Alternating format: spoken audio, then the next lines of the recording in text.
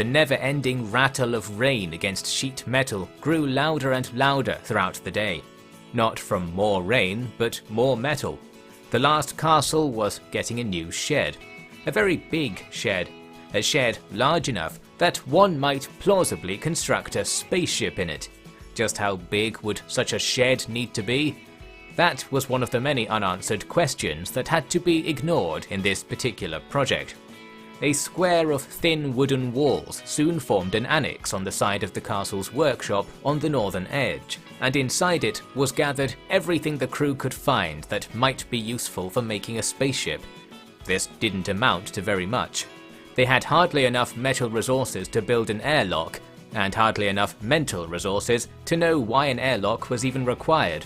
That's where pillaging the long-talked-about ancient escape ship came into the plan. Comariero, head chef, was working on vacuum-sealing piles of food for the journey to find it, and Lady fashioned some scaly-looking raincoats from processed pumpkin skins, a waste product of the local economy. 2 days after the death of Shah had set the crew's cosmic focus, they were ready. The caravan was set to depart in the morning, after enjoying one last decent sleep in the traditional horizontal configuration. Yet because we are on Retakot, even this meager luxury needed to be ruined. In the middle of the night, a huddle of leather umbrellas approached, like some kind of knobbly beast. Even from a distance, the bearers could see the extensive, if makeshift, roofing that covered the last castle's courtyard and fields. "Gots to be it. We get the bud in that bunch, tie off a tipple, then the peepees will whisk us up to new orbital," one of the huddlers claimed. The rest were quite excited by this and rushed forward, squeezing the slippery grips of pistols and submachine guns. In their haste, and in the dark, they kicked a decent number of fibrous strings that happened to stretch between strategic rocks here and there around the perimeter. This transmitted a signal that turned on all the bedroom lights and made the main radio beep annoyingly in the lab, another of Shah's contributions. The result of this was that when the pirate raiders flung open the bedroom doors on the edge of the castle, they found only empty rooms. They wandered into the courtyard, then suddenly there was an explosion that smashed a couple of them to the ground. The rest raced through the sandy cloud to see a black box in the middle of the river beach. The box began to flash and bang very loudly from little holes in the side. If you hadn't guessed, this was the newest feature of the last castle, an even lastier, even castlier section at the very centre. This safe room / bunker let everyone blast away with everything they had, while to get them back through the firing holes would require luck that no one on Retakot was ever likely to be blessed with, let alone these desperate pirates. A fair few were killed quickly, then the army scattered back into the savannah to ponder the consequences of bullet-ridden umbrellas. "Definitely orbital stock, butter," Huntsman remarked as he checked the bodies. "No way your space city's still going," Boy said. "Nope. But think about it from the RPA side of things. They could kill everyone up there, take the place over and do whatever and whatever, or they can tell them all to kill us to win a prize."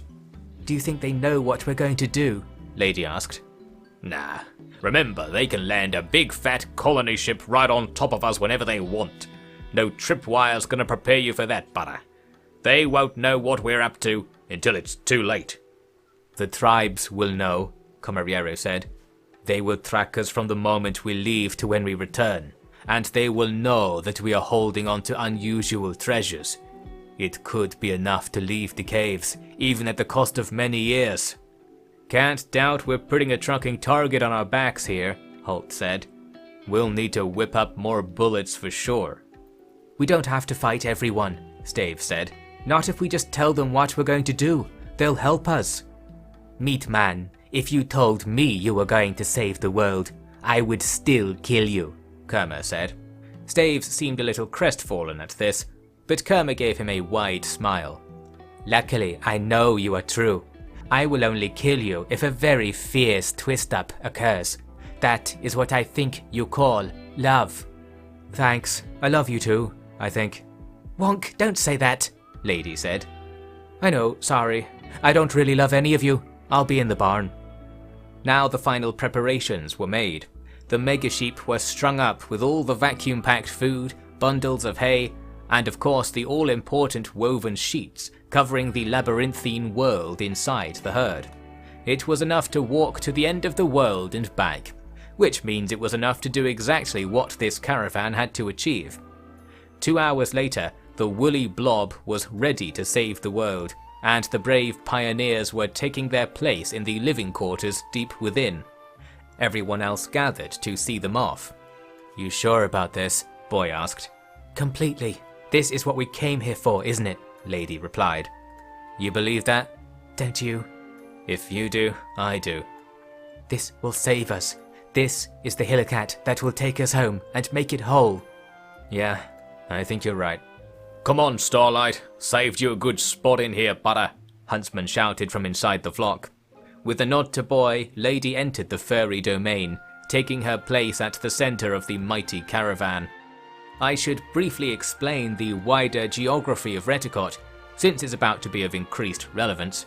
The planet was entirely ocean on one side, and almost entirely land on the other. Our story has taken place thus far in a very small region of it in the east-southeast section of the supercontinent. The Comoriero Plateau was close to the equator and close to the eastern coast. Threap Fort was 20 degrees south, and the Tetius hub of Bystone 20 further, before things got icy and barren. This quest concerned the north though. With some radio magic, the late Shah had estimated the location of the ancient emergency transmission, placing the escape ship on the northeastern edge of the world. It was beyond deserts, swamps, savannas, and plenty of regions controlled by the pirates or warring tribes. The extremely good news was that long ago, someone had the good sense to make a giant highway that crossed this wilderness almost entirely. According to Holt's maps, the same road that brought the crew to the Comoriero Plateau carried on north to within a week or two of the target location. Therefore the herd shuffled off for an easy first leg on good ground, unaffected by the ceaseless driving timefall. In fact, the first week of the journey was smooth sailing down the highway, with the sailing occasionally becoming literal when the winds caught the rain coverings in the right way. Then came the difficult part, crossing the hills and rainforests of the Tranca-controlled north. Comoriero had to slide this way and that between the members of the herd to keep them together, while Huntsman risked the edge of the shelter at the forward observation point towards the bow of the blob. When the trees grew thick, they had a great time constantly untying and retying the ropes holding the blob together so that they could split it up to squeeze through gaps. They did manage to stay out of the rain for the most part, but that doesn't mean they were dry. Being inside a big ball of high-boar wool in the middle of a rainforest was a little sweaty. Keep in mind the only sleeping option was leaning against the sides of the megasheep, and that other living features like hygiene, privacy, and not breathing in animal exhaust fumes were all rather lacking. The only saving grace was that no one else was left out in the wilderness, so they could at least endure their nightmare in peace. About 4 days after leaving the highway, they spotted a line of mountains on the horizon. By the looks of the maps, the mountains marked the edge of the continent, yet the cosmic rod hanging deep inside the herd was supposedly reading signals from the other side of it. There were roads snaking up the foothills of the range at one point, and a few towns were poking up above the trees. "There are Tets here," Lady concluded. "Maybe they can help us." "I wouldn't be sure of that," Huntsman said from somewhere else in the herd. "Chances are they'll be as interested in that thing as us, and maybe not so interested in sharing butter. I say we keep combat silence and go the long way round." "I agree," Comoriero's voice said. "If we let them save us now, they won't save us again. The prophecy pipe is ours. We must claim our reward." "I bet they have showers there," Paulo lamented. But yes, they steered clear of civilization to swing around the northern end of the mountains, getting ever closer to the source of the emergency signal beacon, and ever closer to becoming one with their garments as fabric fused with their skin grease. Those smug megasheep seemed to be going through no such tribulations. A couple of days later, they finally found something. What looked like a big metal box was peeking from behind some rocks in a valley enclosed within the mountain range. Moving closer, it was clearly what they were looking for. Rocket engines poked from the back of it, each as large as several megasheep. The vehicle itself was quite small, such that when the herd approached to dock, the sheep covered all of one of its long sides. Heavy white doors invited the weary travelers inside the sharp steel treasure box, but there was no obvious way to open them. "It's an airlock, needs power," Paulo concluded, jammed up against said doors. "Have you tried knocking, Butter?" Huntsman said. "No power, no computer to hear us." "So it needs blowwork to let us in?" Lady asked. "Don't say things like that, Butter. Not now," Huntsman muttered. "I have an idea. Camariero, we need to rotate the herd around the ship," Paulo said. "The rotation will generate the blowwork, like the spinning of a wind catcher," Camariero quote-unquote realized. Paulo had other ideas though. By shuffling along the side of the ship, they came to a part where the grey wall was replaced with a grid of blue rectangles. "Solar cells, we can unfold these to power the ship up," Paulo said. He yanked at the solar panel and swung it down off the side of the ship to point at the sky. There were several more arrays like this around the ship, and after a quick lap, they were all opened up like petals on a hungry flower. Sure enough, now the white airlock doors hissed and rumbled when prodded, although they still didn't open. "It could be that this serves as a tomb from the first roll-up, like we saw on the mountain," Camariero said. "Perhaps we are not supposed to open it." "I'd rather this be my tomb than that sheep herd," Lady said. "Maybe we should break inside." "It wants to touch us." "What?" "Look, it reaches out." Beside the airlock there was a metal plate with what looked like a hand painted onto it. Camariero pressed his own hand against it, and the door hissed a bit. "Must be an identifier or something," Huntsman said. "Sorry, looks like you ain't human." Huntsman tried his own hand, but got the same result. "Must be broken," he concluded. "Whoever this ship was for, it wasn't us. We can't get in," Paulo despaired, but then Lady shuffled forwards. "This ship is for the people who originally came here to this planet. Those people, if it's true that they were the ones who found the first bits on pieces, then I'm one of them," she said. She placed her hand on the pad. The door thwacked open without hesitation. "Oh, it's true," she said, tears suddenly forming in her eyes at both the evidence of her cosmic origin and the fact that they could finally get out of the rain after 2 weeks of misery. Wasting no time, everyone dragged themselves inside. "Oh, almost as bad as Orbital, Butter," Huntsman commented. Right inside the door they were crammed between a flat grey wall and a complex pipe forest of a machine covered in yellow stripes and illegible signs. There was enough space for a single file advance past it into the main room of the ship, but they could hardly maneuver in there either.